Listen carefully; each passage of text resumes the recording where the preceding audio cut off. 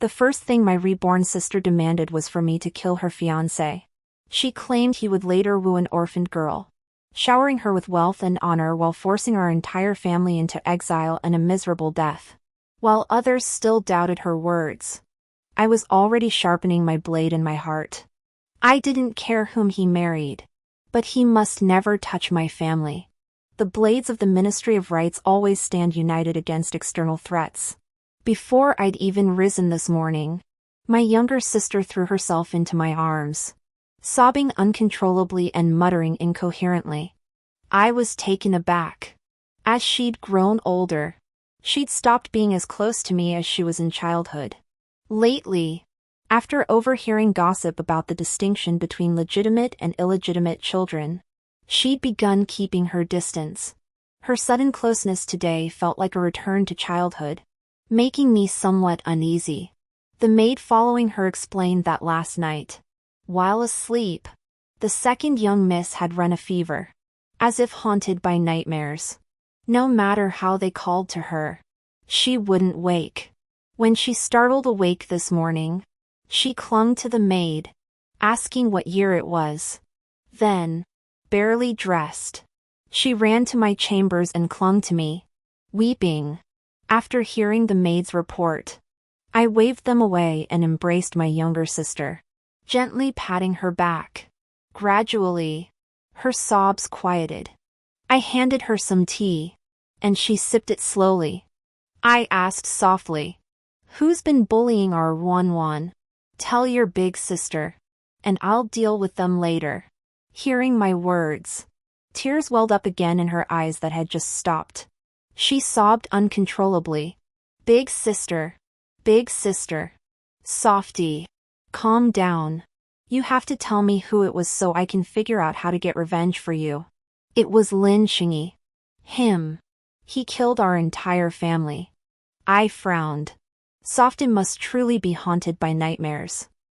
She, the name she uttered, was my childhood sweetheart, betrothed to me since we were little.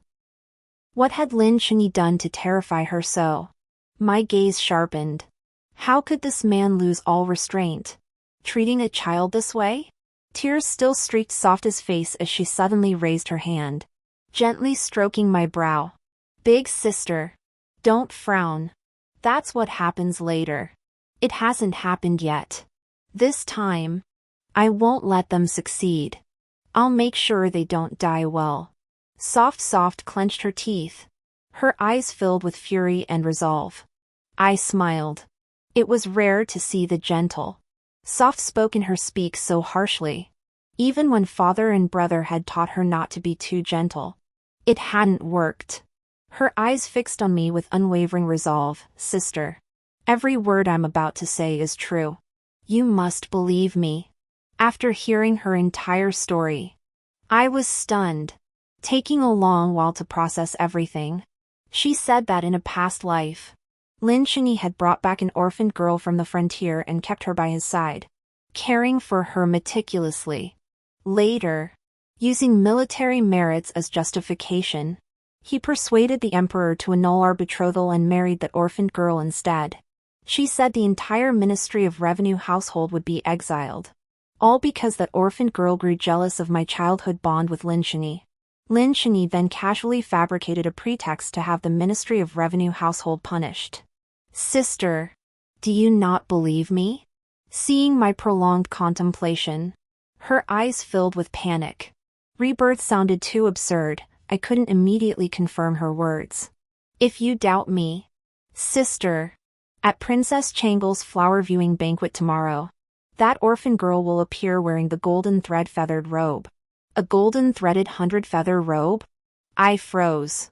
Since early this year, rumors have circulated that young General Lin of the Marquis of Weiyuan's household hunted 100 birds at the frontier to prepare a birthday gift for me. Everyone speculated what extraordinary creation young General Lin would craft to win my favor. Only I knew it was meant to be a garment. When he left the capital, he asked what I desired. I said I wanted the most extraordinary garment in all the world. Back then, She sat proudly atop his horse, his eyes filled only with my reflection.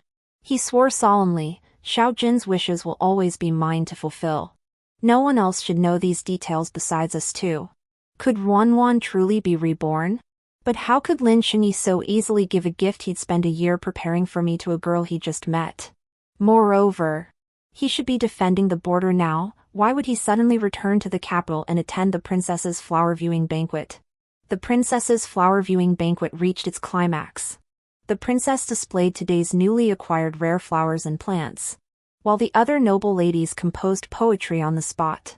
My interest wasn't particularly high, simply because I had seen that flower long ago. The flower grew on the high mountains of the frontier, nourished year-round by ice and snow. Its petals were as pure as snow, glowing faintly under the moonlight. Last winter, Lin Xingyi wore out 5 horses racing to reach the capital before the flower wilted. It was already midnight when the famed young General Lin dodged patrolling servants, scaled walls, and knocked on windows, all to deliver that flower to me. In the moonlight, his breath no longer formed visible steam. He stood silent for a long while, then broke into a silly grin. To me, his eyes that night shone brighter than the stars. I sipped my tea lightly, a smile curling my lips. From childhood onward, all of Shangjing knew Lin Xingyi treated me like a rare treasure, always choosing the finest things for me. He's been away from the capital for nearly a year now. Victory reports arrive monthly, and his letters always bring word of his safety, though I wonder if he's truly safe. But with the new year approaching, he was returning to the capital to report on his father's behalf. I would see him soon, then I would arrange for him to meet Ruanruan. If there was any misunderstanding, it would be best to clear it up. After all, one was my only sister, and the other my future husband, both the most important people in my heart. But when he appeared at the princess's banquet with a woman, I had never felt so foolish. I stood rooted to the spot, staring at him in a daze. After nearly a year apart, Lin Xingyi's face bore traces of weathered hardship. The woman followed obediently behind him, clad exactly as Ruanruan had described, in the golden-threaded, 100-feathered robe he had prepared for me. Ruanruan suddenly clenched my arm. Sister, it's her, that orphan girl. My ears went numb instantly. Standing there, I felt utterly lost for the first time. As if he hadn't seen me, he led the woman past me and bowed before the princess. He said, Wei Wei is the younger sister of my comrade in arms. I returned to the capital without preparing my home. I humbly asked the princess to grant her shelter for the night. Wei Wei. It was the first time I'd heard him speak so tenderly to a woman besides me. Eyes darted between me and them. Those who'd never been friendly openly gossiped. Dan Yunjin, who's that with young General Lin? Aren't you going to introduce her? Look at her, delicate as a willow in the wind. How could you know such a beauty and not tell us? I heard young General Lin call her Wei Wei. What's her full name, in the capital? I'd always been cherished by my father and brothers, my maternal family. Boasted generations of military merit, and my fiancé, renowned and devoted, treated me like a precious treasure. My life had flowed smoothly, never once subjected to such scorn. Even when they'd humiliated me before, I'd swiftly reclaimed my dignity. Today, however, I couldn't utter a word, my gaze fixed stubbornly on that dress. Everyone followed my gaze and gasped in unison. That woman's dress is truly exquisite. I wonder which house crafted it. Could it be a gift from the young general? Oh, look at the feathers adorning her gown. So beautiful. Feathers? Didn't they say the young general was hunting birds for Dan Yunjin's birthday gift? So this is. Amidst the flattery, the woman blushed shyly, biting her lip and covering her cheeks with a silk handkerchief. Lin Xingyi instinctively shielded her behind him, blocking the scrutinizing gazes. Following the murmurs, Lin Xingyi turned to look at me. His eyes widened in surprise, as if he'd just noticed me. He hurried over. Little Jean, you're here too. I quickly composed myself, nodding to him with a touch of coldness. Noticing my reserve, he hastily explained. Wei Wei arrived in the capital without proper garments, so I lent her this to keep warm. I'll have it cleaned tomorrow, please don't be upset. The woman he called Wei Wei curtsied to me. Brother Yi was only kind, worried I might not adjust to the capital's weather. Please don't blame me. Sister. Brother Yi. She called, sounding so intimate. They came from the frontier. Could the capital be colder than the snow-covered borderlands? Only upon entering the capital did she realize she needed warmer clothes. My heart grew colder still. Ignoring the pair, I bowed to the princess. Princess, the night grows late. I shall take my sister home now, so as not to disturb your guests. The princess, clearly anxious to end this awkwardness, hastily dismissed the crowd. No sooner had I stepped into the carriage than Lin Xingyi's voice reached me from behind. Xiao Jin, I was thoughtless today. I shall come to apologize tomorrow. The crowd, who had just exited, halted and turned to watch, ignoring their gawking stares. I drew the curtain and ordered the driver to depart swiftly. After a long moment of silence, the carriage was suddenly blocked. The rustling sound of fabric brushing against itself filled the air. Sister, please don't be angry with E. It's all Wei Wei's fault. I shouldn't have taken your things. I'll take them off and give them back to you right now. I lifted one side of the curtain. The woman was about to remove the clothes from her body, while Lin Xingyi frowned. Halfway through undressing, she began shivering. Lin Xingyi swiftly pulled her clothes back into place. Put them back on first. Don't catch a cold. You've just recovered from illness. If it worsens, you'll be the one suffering. His tone carried reproach yet concealed concern. He lifted his head to meet my gaze. Xiao Jin is kind-hearted. She won't hold it against you. It's just a piece of clothing. Just a piece of clothing? I chuckled inwardly. Was I really short one garment? Xiao Jin, the wind is fierce tonight. Let her borrow it for now. I'll wash it and return it to you tomorrow. I stared at him, wondering if someone was impersonating him. His words and actions today felt like a different person. After a moment, I gave up. That scar at the corner of his eyebrow couldn't be faked. This was Lin Xingyi, the Lin Xingyi who once raced day and night to deliver flowers to me. It's unnecessary. Young General. Dan Yunjin. Don't wear clothes worn by others. Then I'll make you a new one. His gaze remained as resolute as ever. And for a moment, I nearly forgot the scenes that had unfolded at the princess's mansion. But the person standing beside him, her attire and hairpin were far too dazzling. Lin Xingyi. I won't accept anything but the one and only you. Besides, I am the eldest daughter of the Minister of Revenue's household. I'm not so destitute that I need others to provide me with clothes. At that, the woman's face turned ashen, tears instantly streaming down her cheeks. I clicked my tongue. How could she be more dramatic than the troupe my mother hired? Seeing this, Lin Xingyi hastily pulled out a handkerchief to wipe her tears. Xiao Jin. I gave her the clothes. You can be angry with me, but why make things difficult for Wei Wei? I'm making things difficult for her? Who was it who publicly humiliated me? Everyone knows I'm bound to you. Lin Xingyi. When you suddenly brought this woman, dressed in the birthday gift meant for me, and paraded her before everyone, did you ever consider my feelings? Lin Xingyi. Mark my words, if I, Dan Yunjin, truly wished to make things difficult for her, she wouldn't be standing here unscathed right now. I wonder whose daughter this Miss Wei Wei is. Learning nothing but petty jealousy. If she wishes to stay in the capital long term, the young general might need to find several more matrons to teach her manners. Otherwise, at her next banquet, few might be willing to attend. This was the first time I'd ever spoken so harshly in front of Lin Xingyi. He froze in place, looking utterly flustered. The orphan girl's face paled even further at my words. Her lips losing all color, now she truly looked frightened. My gaze sharpened, sweeping past the two affected individuals to the noble ladies watching the spectacle nearby. Those ladies knew my temper well and feared drawing my wrath. They hurriedly climbed into their carriages and urged their servants to depart. Yet the two standing beside my carriage seemed oblivious, refusing to budge. Irritated, I lowered the curtain. Back to the mansion, anyone foolish enough to block the way would simply be run over.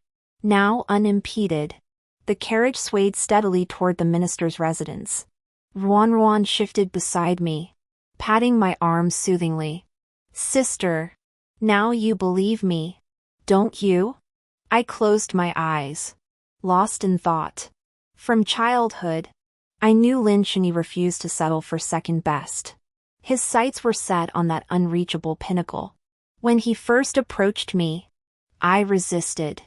After all, failure in that endeavor would be a crime punishable by extermination of 9 generations. Later, he kept appearing in my sight. Every challenge I threw at him, he treated as a test. He was the man who treated me best. Aside from my father and brothers, in all of Shangjing, you wouldn't find a man who cherished me more. He proved through his actions that no better choice existed. I thought, if he must climb higher, I would accompany him. It was mere petty scheming, nothing of consequence. Yet I never imagined my family would perish under his schemes. Opening my weary eyes, I exhaled and asked Ruan, how did he deal with the Ministry of Rights in my past life? Ruan gritted her teeth, her voice thick with grief and fury. After he seized power, he sent you away, claiming father had accepted bribes. He imprisoned our entire family.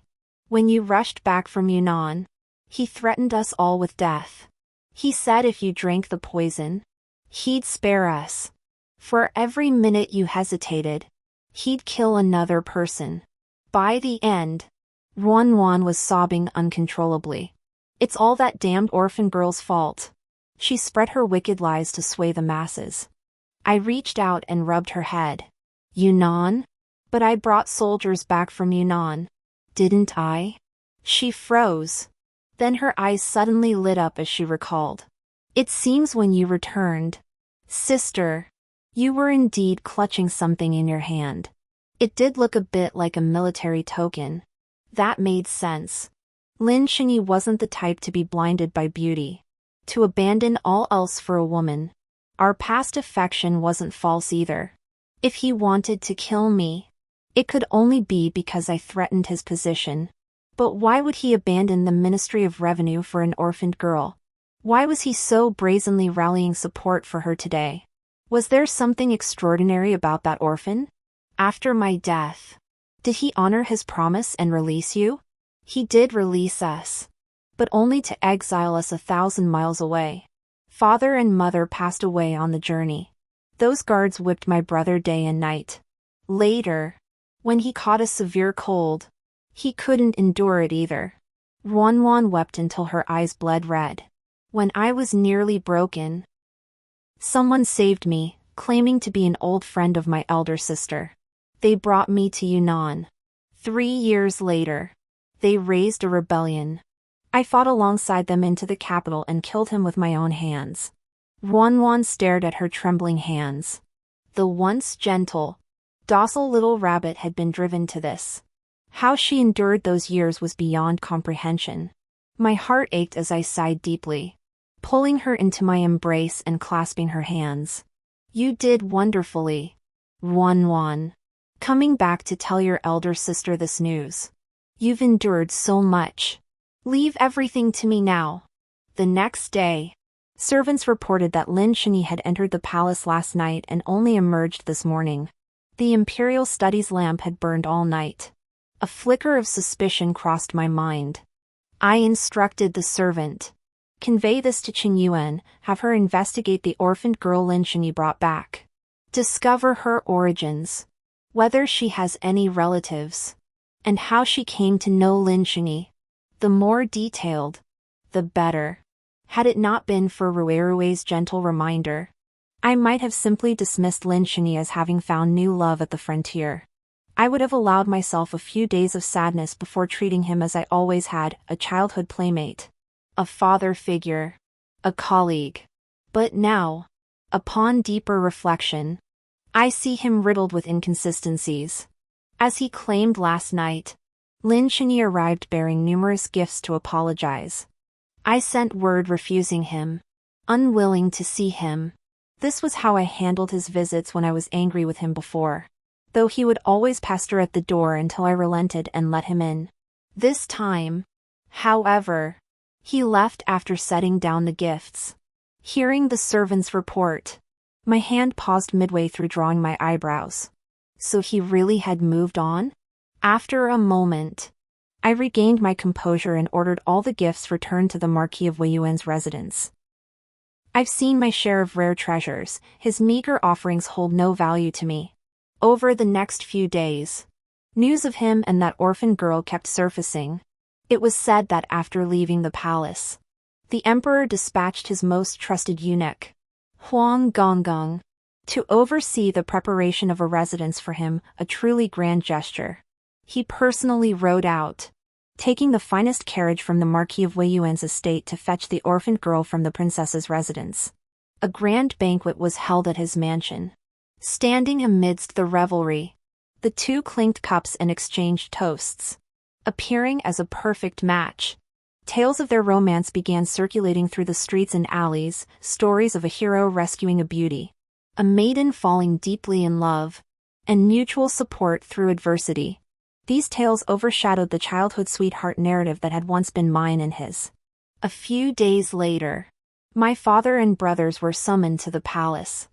I intercepted them to ask what was happening. Father frowned, his face heavy with worry. Recently, the emperor received intelligence and raided the bases where several feudal princes were secretly raising armies. I was taken aback. I'd been preoccupied with gathering news about Lin Xingyi and hadn't noticed such a major development. Isn't that a good thing? Father looked at me gently, his words catching in his throat. All this is Lin Xingyi's doing.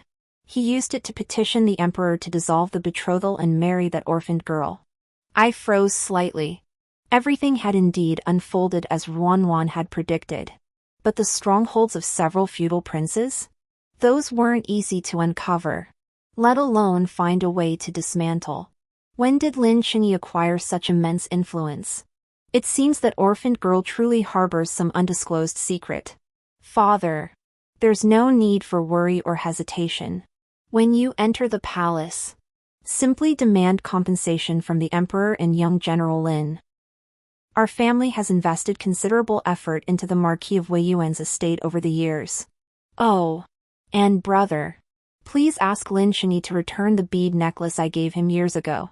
It was when he was 13, on his first campaign with our father.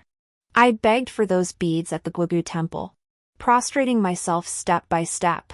They were strung amidst the swirling incense smoke and blessed by the master, all in the hope he'd meet misfortune with good fortune and find peace each day. Now that our connection has ended, it's best to have that thing back.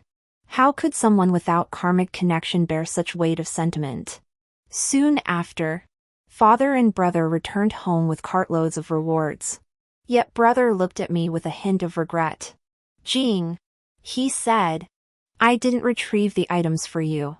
He explained the return had been rushed, and the things remained at the frontier.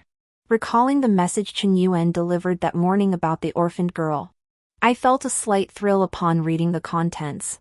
Things were starting to get interesting. If they weren't retrieved, so be it. I could personally retrieve them another day. Returning to my chambers, I wrote 2 letters. Affixed my official seals, one red, one black, and handed them to Qing Yuan, who had just returned from an errand. Send men to deliver these letters to the relay stations. Someone will come to collect them. After receiving the imperial decree for the arranged marriage, the Wei Yuan Marquis' mansion launched a grand shopping spree. The estate was decked out in festive lights and decorations, boasting a liveliness unseen in decades. Lately, those two have become the talk of the capital, dragging me into the gossip as well. Ruan couldn't stand people slandering me. She grabbed several storytellers, but it still didn't satisfy her. Sister shouldn't have stopped me. I should have found some men to chop those bastards to pieces at night. That would have been satisfying. Keeping them alive is just inviting trouble. I stroked her soft, silky hair and said slowly, haste makes waste. But our Ruan can now hold her own against half the Ministry of Rights. She can stand up for sister now. The little girl pouted, still not as formidable as Big Sis. Suddenly struck by an idea, I lifted Softy from my lap and gazed into her eyes. How about Big Sis sends you to study at Songsong Academy? That's where Big Sis and your sister Fuling learn to understand the world. But doesn't Songsong Academy only accept boys? I winked at her. You could secretly disguise yourself as a boy. Judging by the post station's speed, Fu Ling should have received the letter by now. Once she arrives from Yunnan, the real show will begin. Fu Ling and I hadn't met since graduating.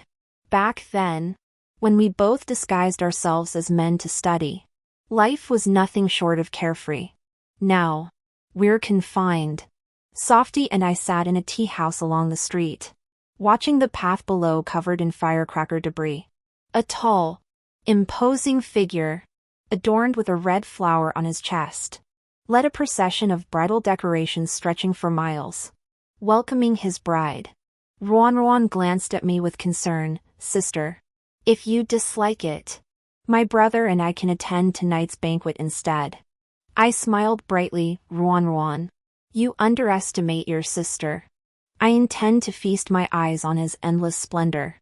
Only when he falls into disgrace, wandering the streets among thorns and brambles, will it truly bring satisfaction. As night deepened, the red lanterns hung at the Marquis of Weiyuan's mansion lit up half the sky. So this was his wedding scene, nothing special. Just overly vulgar. My childhood sweetheart, once the most devoted fiancé in all Shangjing, now married another. To others. I sat drinking alone, dejected and defeated. Little did they know, I was waiting for the show to begin. As I leisurely sipped my wine, Zhang Haiyun sat beside me and snatched my cup away. Dan Yunjin, how could you be so weak? You actually lost to an obscure orphan girl. And you're drinking alone at her wedding feast. Watching the indignant Zhang Haiyun amused me. Everyone in the capital knew she loved seeing me fail. Yet now she suddenly cared about me. Then what do you suggest I do? Ever since childhood, Zhang Haiyun, whose name shares a character with mine, has loved competing with me, in poetry, in calligraphy and painting, even in choosing fiancés. The day Lin Xingyi and I were betrothed, she stormed the palace with a token bestowed by her aunt, the Empress Dowager. She abducted the third prince, now the third prince, to her family home to secure her betrothal. Rumor has it the third prince was still eating lunch then, choked on chicken soup that went up his nose, making a huge spectacle of himself. But now they're happily married. Sweet as can be. Now she's flaunting her triumph right in front of me. I watched her slam her wine cup onto the table. I'll lend you some men. Bind that orphan girl and toss her back to the frontier. You put on your veil. And today you and the young general will marry. Truly the fiery, outspoken woman Beijing is famous for, just like when she stormed the palace seeking a husband. I can accept losing to you. But how could you lose to someone like her? Just as I was about to respond, Eunuch Huang's voice cut through the air, silencing the room. The Emperor's decree, young General Lin has found a worthy match today. I am deeply pleased and hereby bestow a pair of white jade pendants symbolizing fortune and longevity. May the young couple remain united in heart and spirit, blessed with 100 sons and 1,000 descendants. The guests in the mansion were filled with astonishment and envy. Such an honor was indeed rare. Only I knew that the eyes of Lin Xingyi, bowing his head to express gratitude, were filled with cold malice. I looked at the jade pendants on the tray, and my heart settled. It seemed the other letter had also been delivered. Having seen what I needed to see, I prepared to leave. Rising, I patted Zhang Haiyun's shoulder. Who wins or loses, it's too early to tell. Just watch. My parents, my elder brother, and Dan Yunjin, all who died tragically in my past life, watch this too. After returning home and preparing for bed, I heard familiar footsteps in the courtyard. Opening the window, I saw Lin Xingyi standing there in a crimson wedding robe, his cheeks flushed and eyes slightly unfocused. The once imposing young general, stripped of his armor, still radiated an aura that wasn't overshadowed by the garish color. He seemed unchanged from the boy who'd scaled the wall to find me years ago. Yet he'd ultimately slaughtered my entire family for power. Youthful affection. So fragile. So easily shattered. He didn't speak, and I made no move to step outside. After a long moment, he couldn't help but speak. Xiao Jin. Wait for me a few more years, no. Just 1 year. Then we can be together again. Together again? A shattered mirror can never be whole again. A hint of urgency flickered in his eyes as he continued to explain. I'm with Wei Wei only because I need her for now. She wants wealth and prestige. Fame and status. Give her those. And she can help me achieve my goals. It's all just a transaction. So to achieve his ends, he can freely promise the position beside him to others. Once our family threatens his plans, eliminating us wouldn't be impossible. I stared at him silently. Ever since I learned he was ruthless enough to target my family, I'd let go of our past affection. Every move he made, every scheme he plotted, made me uneasy. Lin Xingyi. No one is born to wait for anyone. Once I was willing to wait for you. But now I've grown weary. I no longer wish to. You have a beloved wife by your side and fame and fortune at your feet. Our bond is severed once and for all. His eyes were bloodshot from drinking. His gaze stubborn. It cannot be severed. Not in this lifetime. I alone shall be your husband. On the day I achieve success, I will marry you in splendor. I'll make you the most celebrated woman in this world. But Lin Xingyi, whether in my past life or this one, you were the one who made the choice first. You didn't choose me, and I won't choose you. We both have things more important than love, don't we? That thread of affection was severed long ago by the blade you swung at my family. And now I will swing my blade at you. I shut the window. Go back. On your wedding night, you didn't share the bed with your wife. If she's angry, will she still serve you? I said no more, extinguished the lamp, and climbed into bed. Soon, the courtyard fell silent again. The wind and snow from the frontier seemed to blow into the courtyard at that moment. Piercingly cold. See? We've both made our choices. As the new year approached, the young General Lin, who had just married a lovely wife, returned to the frontier with her. He said he wished to introduce his new bride to his parents. He expressed concern that the harsh winter at the frontier might tempt rebellion, and volunteered to return early to ensure the emperor and the people could enjoy a more joyous new year. The emperor praised his loyal devotion, bestowed New Year's gifts, and personally saw him off at the city gate. The people lined the streets to bid him farewell, each praising young General Lin as a paragon of filial piety and righteousness. A fearless hero who was the people's good fortune. The finest carriage from the Marquis of Wei Yuan's estate rolled away from the capital, drawn by spirited horses. The emperor, who moments ago had bid farewell to his troops atop the city ramparts, now sat across from me, sipping coarse tea while observing the merchants and common folk below. I have delivered the jade pendant. Now we shall see if your words prove true.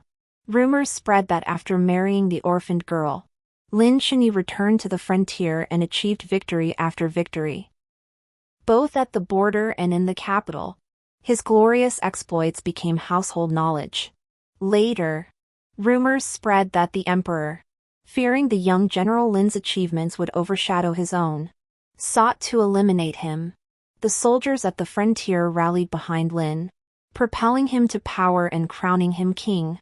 With overwhelming force, they marched into the capital. Victory after victory, paired with the orphaned girl's information Qing Yuan uncovered. I had a rough idea how he achieved it. Now, allow me to shatter your myth of unbroken victories. The emperor across from me turned his gaze my way. After years on the throne, His eyes unconsciously betrayed scrutiny and authority. Yet I paid it little mind, offering a bright smile. Thank you for your aid, senior brother. Once Fu Ling arrives in the capital, the three of us shall replace this tea with celebratory wine. He swirled his teacup. Helping you is helping me. No need for wine. Our Samsung Academy's course tea is far more invigorating. It clears the mind and sharpens the spirit. The emperor finished his tea and returned to the palace. Alone. I savored the brew before summoning Qing Yuan. Tonight. Destroy the carriage at the Marquis of Wei Yuan's residence. Lin Xingyi used to love taking me out for excursions. Military families are notoriously rough around the edges, and I never grew accustomed to his carriage. So I had a familiar coachman build one tailored to my preferences, the second most comfortable carriage in all the capital, for him to use when fetching me. Now he uses that very carriage to wed another woman. It truly sickens me. I've always been petty. My possessions, once destroyed, shall never serve another. As I anticipated, news arrived from the frontier. Young General Lin suffered repeated defeats, nearly falling to the enemy. All lamented whether his marriage to a delicate wife had clouded his judgment. Had not the old General Lin swiftly intervened to stabilize the situation, the enemy forces might well have breached the pass. The court grew oppressive under the barrage of bad news. The emperor's face darkened as he pinched the bridge of his nose. My loyal ministers, do any of you have a solution? No one answered. Is there anyone willing to take my place defending this border? Their heads bowed even lower. Since none of you have a plan, I shall decide for myself. Some timid officials began trembling at the knees, dreading this suicide mission might fall upon them. I appoint Yun Fuling, daughter of the governor of Nanjun, as general of establishing might. She shall immediately prepare and march forth on a chosen day. Yun Fuling, clad in dark crimson battle attire, stepped steadily before the assembled officials. Thank you, Your Majesty. This humble servant shall not disappoint and restore the might of our great Jin army. The officials exchanged glances. Moments later, murmurs erupted. A few bold souls stepped forward to bow in protest. Your Majesty, this is utterly unthinkable. Yun Fuling is a woman. How can she shoulder such a crucial responsibility? As other officials prepared to speak, before the emperor could respond, Yun Fuling strode forward. She seized the first protester by his sash, hoisting him high into the air. She spun him several times before setting him down. The official instantly collapsed, legs buckling beneath him. Yun Fuling swept her gaze across the remaining officials. Does anyone else object? The others dared not breathe, heads bowed, avoiding her direct gaze. When I saw Fuling again and she recounted the scene to me, I burst out laughing. Back at Kangwu Academy, Fuling had disciplined insolent scholars in precisely this manner. Now she brought that discipline to the imperial court. We Kangwu people are formidable. I escorted her to the city gates. She leapt onto her horse, radiant in the morning sun, just as she had been when we first met in Kangwu, still brimming with passion. Yet this time, her eyes held an added depth of steadiness. Just as Fuling was about to depart, figures approached from the distance. As they drew nearer, I recognized the recalled Lin Xingyi. His warhorse hung its head, the carriage worn and battered, a far cry from the spirited march of their departure. He studied Fei Ling, then caught sight of me beneath the saddle. Instantly, his face lit with emotion. He took several strides toward me, but Fei Ling's spear held him at bay. Dan Yunjin, you orchestrated all this, didn't you? I met his gaze coldly. After just a brief exchange, he'd already forgotten every shred of our past connection. Lin Xingyi, you were fighting at the frontier while I was far away in the capital. How could I have orchestrated anything? Did I deploy troops? Did I betray the country? If you're outmatched, don't shift all the blame onto others. His eyes darkened with shadow. No longer the young man I remembered. I followed Wei Wei's instructions to the letter. Why did things still go wrong? I sneered coldly, that's your marital problem. What does it have to do with me? Instead of questioning me, young General Lin, why not interrogate your wife? She's far more likely than I'd have betrayed the country or falsified intelligence. But I never imagined young General Lin would rely on others' instructions to lead his troops into battle. He glared fiercely at the figure in the carriage. The orphan girl shivered violently. Shaking her head frantically, it wasn't me. I didn't betray you. I told you everything I saw. I smiled. But what you saw might not have been the truth. The sun climbed higher, its rays growing more intense. The jade pendant at the orphan girl's waist glowed with flawless roundness in the sunlight. Lin Shengyi's gaze shifted from the jade pendant, darting between me and Fu Ling. His eyes turned sharp and cruel. So you two colluded together, setting this trap for me to fall into. He ripped the jade pendant from his own body and hurled it violently onto the ground. It shattered instantly into 4 pieces, looking indistinguishable from an ordinary jade ornament. Fu Ling shot him a disdainful glance. If you truly possessed the talent of a general, this trap would never have existed. Indeed, Lin Shengyi, if you harbored not a shred of malice, you wouldn't have ended up here today. Every trap only forms once you take the first step. Old General Lin was advanced in years, his body riddled with battle scars from years of warfare, unable to return to the front lines. Though Lin Shengyi had his father's strategies, he couldn't handle unexpected situations and suffered repeated setbacks. So he grew desperate. He secretly sought out foreign witchcraft, finding an orphaned girl who could foresee the future, hoping to harness her abilities for battle. In his previous life, things unfolded as he wished. But Lin Shengyi's actions were always careless. He understood the power of this witchcraft but never pondered its origins. An act defying the way of heaven could never come without a price or punishment. I looked at the orphaned girl in the carriage and spoke slowly. This jade pendant comes from the Temple of National Protection. It is bathed daily in incense offerings and placed beneath the national fortune tablet, blessed by the entire nation. It was originally intended as a wedding gift for the emperor and empress. But due to the urgency of the situation, it was bestowed upon you. I wonder if the souls of your parents and sisters have found peace. The orphan girl's eyes glazed over, her body trembling uncontrollably. She stiffly lowered her head to gaze at the jade pendant at her waist, perhaps recalling the horrific scenes of her parents' and sisters' deaths. She feared they would come to claim her life. Terrified, she convulsed and fainted.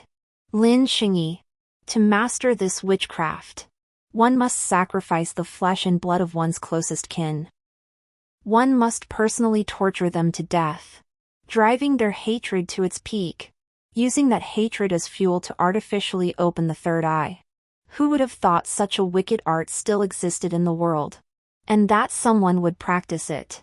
The jade pendant from the National Temple had liberated that family's wretched souls. As their resentment dissipated, the falsely opened third eye began to falter.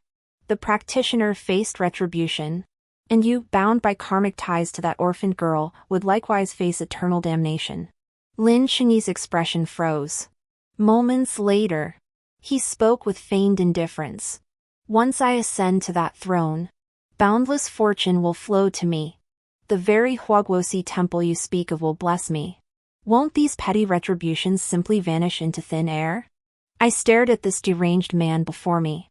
His family had guarded the nation for generations, dedicated to protecting the people's peace. Yet now he had become this monster who treated human lives as mere straw. So you believe your retribution hasn't come yet? Then why did your eldest brother's son, who died in battle, drown without cause? Why could your second brother's posthumous child not be born safely? Why has your father's health deteriorated even further this winter? His face instantly drained of color, his eyes filled with denial. Yet no matter how much he refused to believe it, these were indeed the sins he had brought upon himself. Lin Shengyi, they are all atoning for your sins. Fu Ling led his troops away. taking the nearly deranged Lin Shinyi and the orphaned girl back to the Weiyuan Marquis mansion for house arrest. After all, damaging an imperial gift was a grave offense. Upon reaching the frontier, Fu Ling quickly took charge, putting into practice the military strategies he had honed over the years in Yunnan.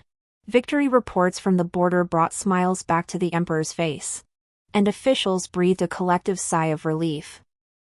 No one questioned Fu Ling's identity as a woman anymore. At night, I leaned against the window, gazing at the moon, holding a cup of coarse tea high. I offered a distant toast to an old friend. Master, Fu Ling has succeeded.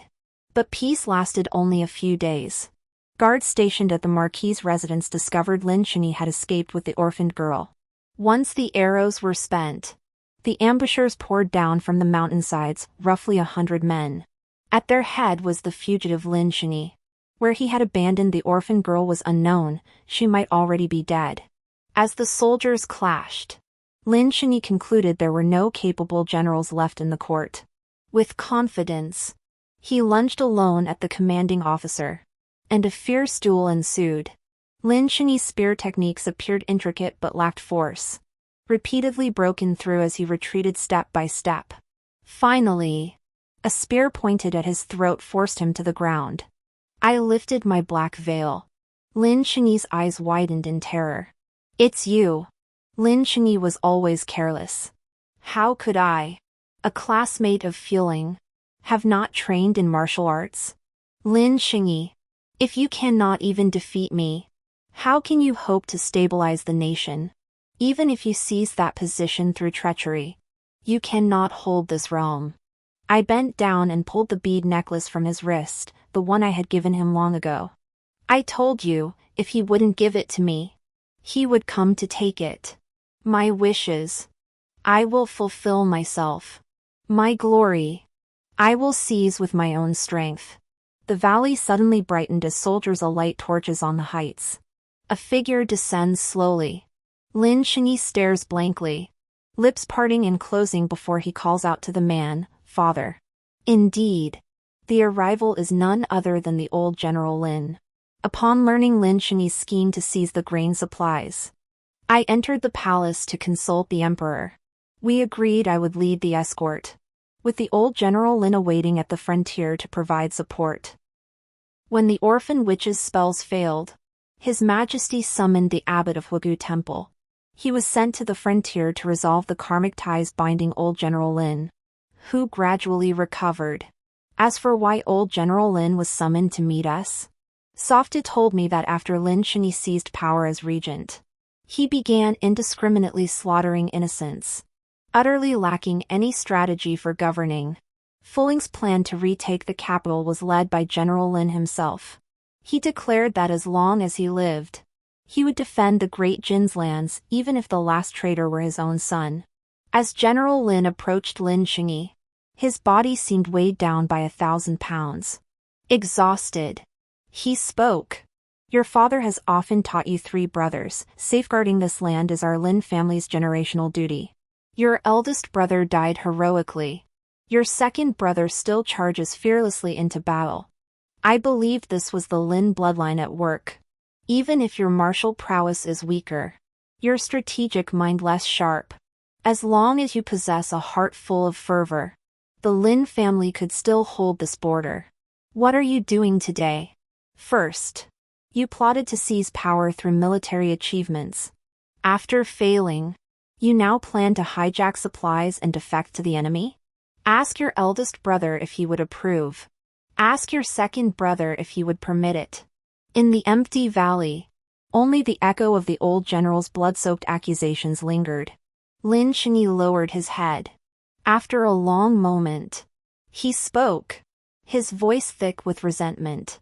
"The frontier is too harsh. If I remain there, I will die in battle someday, and the Lin family line will end. Since ancient times, which emperor has not distrusted his generals? Rather than wait for the emperor to discard us like worn-out tools, we should take our fate into our own hands. So you can defy heaven and earth for your father, brothers, and kin, while my father, brothers, and all others become stepping stones for you? Gazing at Lin Xingyi, utterly devoid of remorse, I felt he had become a completely different man. The old general shook his head. The emperor, from his lofty position, is prone to suspicion, but he is not entirely blind. We live off the sustenance of the nation and its people, thus, we must guard their peace for life. Better to lose our lives than our land. The old general covered his face to wipe away tears. Today, this old man shall set things right and bring this matter to a close. Lin Xingyi had guarded the frontier with his family since he was 13, only leaving at year's end. Weary of the frontier's bleak cold, he had desperately plotted his return to the capital. Now, he would remain forever in this mountain valley of the frontier. With the old general holding the fort, I successfully delivered the provisions to Fu Ling. Fresh off the training grounds, she was drenched in sweat as she lifted me up and spun me around. How did you get here? You've grown so thin since we last met. I patted her shoulder, signaling for her to set me down. Didn't I promise you long ago? Once you became a general leading troops into battle, I'd come to the frontier to see the moon you guarded. All right. Then tonight we won't stop until we're drunk. I pulled out the tea leaves from my bosom, still the ones I'd slipped out of the palace that day. Who knew my senior brother had stashed so many away in the hall of cultivating the heart? I wrapped my arm around her shoulder. We won't drink wine tonight. Let's have another cup of tea with our teacher instead, and show her the moon beyond the frontier. Fu Ling spoke after a long pause, her voice damp with emotion. Yes. Nothing beats the refreshing taste of our Kangwa's coarse tea. And another thing, now that I'm here, I won't be leaving anytime soon. I pulled a commission order from my robe. I once promised not only to see the moon you guard, but also to help you reclaim the borderlands farmland. Fu Ling leapt up in excitement, then wrapped her arms around me. We're finally together again. That time I brought tea into the palace and discussed strategies against Lin Xingyi with the emperor. As I prepared to leave, His Majesty called me back. Ah, Jean. Now that my imperial authority is secure and Fu Ling has become the most formidable general as she wished, would you care to try something? Noticing my wavering resolve, he continued, what our teacher endured will never happen again. Our teacher, well-read and open-minded, was the finest elder in the world. Yet simply because she was a woman, simply because she taught disguised as a man at the academy, she was impeached by officials of the previous dynasty. Her family was confiscated, and her relatives lost their lives. The two of them had returned home at the time. Only I remained at the academy, witnessing how our teacher was tortured to death, and I could do nothing. From that day on, I dared not entertain thoughts that defied the law, nor challenge the highest authority. On the day Kangwu Academy was dissolved, the three of us knelt before our teacher's grave. My senior brother vowed he would clear her name and pave the way for her successors. Fu Ling declared she would train relentlessly, study military strategy, and never slacken until the day she alone could shoulder the burden and silence all critics. Only I remained silent, lost in prolonged contemplation. Ajin, my senior brother said, you excelled in cultivation techniques during our academy days. Would you manage the land for me, ensuring the people never go hungry again? His gaze was unwavering and sincere. We both studied under our master. Surely he differs from those fickle emperors chronicled in history books. Agreed. I'll help you build a golden age. But I hope you'll rebuild Kangwu Academy and admit women to study. He downed a pot of coarse tea and laughed heartily. Not only that, I'll fulfill our teacher's wish by establishing imperial examinations for women.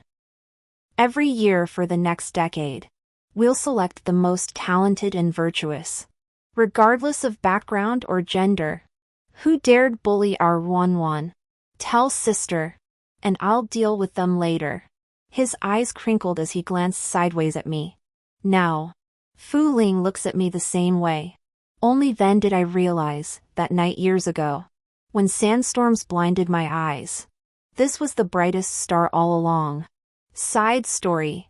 The emperor issued a new decree: all women may enroll in schools, and imperial examinations for women shall be established. Ruan was the first woman to enroll at Kangwoo Academy. After 3 years of diligent study, she rolled up her bedding and fled to the frontier to seek refuge with me. No. To seek refuge with Fulling. She said her greatest regret from her past life was not mastering all her skills under Fulling. She planned to follow in his footsteps and become a great general defending the nation. With a face as innocent as a little rabbit, she wielded a red-plumed spear with effortless mastery. Zhang Haiyun was the first teacher to enroll at Kangwoo Academy. She declared that many daughters were raised as delicate willows swaying in the breeze, and she was determined to break that harmful trend. Later, on the streets of the capital, one could often see women playing and laughing, their hearty laughter echoing through the city. I've gathered seeds from many places. I believe that if I keep searching, one seed will surely take root and sprout at the frontier. If I can't find it in my lifetime, there are still my students. And my students' students. The end.